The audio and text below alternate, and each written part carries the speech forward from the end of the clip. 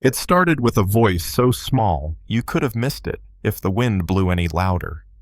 A little girl on a playground bench tugging at a broken zipper on her backpack, whispering to herself, "Maybe I wasn't good enough to deserve a gift."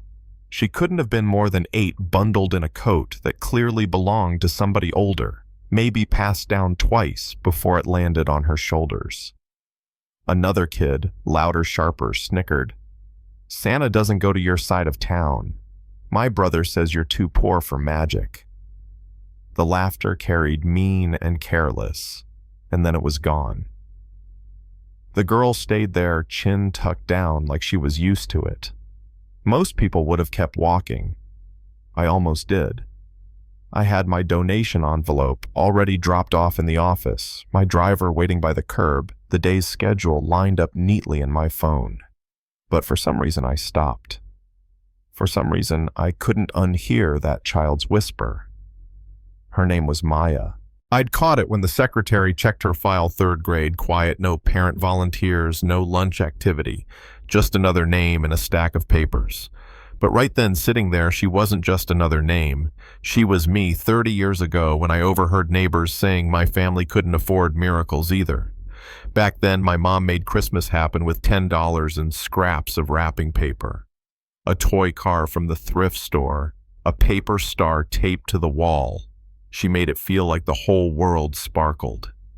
But I also remember the year it stopped sparkling, the year I realized we were the family people pitied. That memory burned. And here, staring at this little girl, I felt it flare back to life. I told myself it was enough to have written a check. Quiet charity. No cameras, no speeches. But the truth, I couldn't shake her words. Santa never forgets the rich kids. That line stuck to my ribs like ice.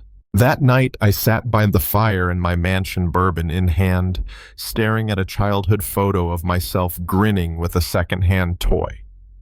I had more money than I could spend in 10 lifetimes, but all I saw was the emptiness in her eyes. And I thought, what's the point of wealth if a child can already believe the world has no space for her? So I made a call. Actually, a dozen calls. And the next morning, the schoolyard buzzed like a hive. Parked right in front was a bright red sleigh fake, but dazzling, draped with a banner, "Santa didn't forget you." Teachers peeked through blinds. Kids pressed their faces to the glass jaws dropping. Then out I walked, dressed in a Santa suit tailored to perfection, carrying a sack with names written in gold ink. At first, the kids didn't move. They thought it was a trick. Then one giggled, then another, and suddenly they swarmed. I handed out gifts one by one, kneeling so each child saw my eyes when I said their name. Laughter cracked the cold air like fireworks. And then, by the jungle gym, I spotted her. Maya, standing back, arms folded, suspicion sharp in her stare. I knelt in front of her. "Maya," I said softly, "I found your letter." Her eyes widened. "But I didn't write one." "Yes, you did." I told her, even if it wasn't on paper. I reached into the sack and pulled out a box wrapped in red with a white bow. Inside was a hand-sewn doll, brown skin, curly hair, a little red coat with boots. It looked like her. Her lips trembled. I didn't think Santa even knew I was real. I whispered, "You're the reason he showed up." That moment, her smile, the kind a child fakes until it finally cracks into something real, hit me harder than any business win ever had. And yet when the applause of the kids died down, when cocoa and cookies filled the auditorium, something else pressed on me. Because Maya's joy didn't erase what I knew her father had once worked at the auto plant my company shut down years back. Hundreds lost jobs right before Christmas. We called it necessary strategy.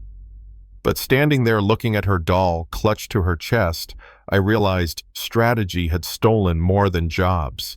It had stolen dignity. That night I sat in my study with a different kind of fire in my chest. I dug up an old clipping, local auto plant closes hundreds laid off. My name wasn't printed, but my signature was in those ashes, and I knew I couldn't walk away again. So I drafted a plan, not a PR stunt, not a tax write-off, a resurrection. The Eastwood Auto Plant would be reborn not as another factory for profit, but as a community-owned center. Training programs, jobs, childcare, profit sharing. A place where families like Maya's could rebuild from the inside out. But of course, nothing worth doing comes without a fight. Board members slammed folders in front of me, calling it reckless. Politicians sneered, whispering about guilt money. Permits stalled inspections, suddenly appeared every barrier they could throw. One councilman smirked in my face. "You really think you can rewrite the system with a Santa suit?" I leaned across the table and said, "I don't need to rewrite the system. I just need to remind people it was built for them, not against them." The opposition was loud, but something louder rose from the streets. Eastwood's people showed up. Former workers' parents, kids with paintbrushes in their hands. They called it our project, not mine. And one afternoon, little Maya submitted a name for it, the Enough Center. Her note read, "Because sometimes people forget they're enough just the way they are." That broke me open. That saved me. Brick by brick, the Enough Center rose. Volunteers painted murals of stars and gardens. Kids' handprints lined the walls. Parents taught workshops. Retired workers trained apprentices. It wasn't charity anymore, it was ownership. It wasn't me saving anyone. It was a community, proving it had always been capable, just waiting for someone to stop stepping on their throats. Opening day, the whole neighborhood gathered. Maya stood in a white dress, her doll still in her arms, and sang "O Holy Night." Her voice was soft, trembling, then stronger, and when she hit that line, the soul felt its worth. I swear, every adult in that gym fought back tears. Afterward, her mother pulled me aside.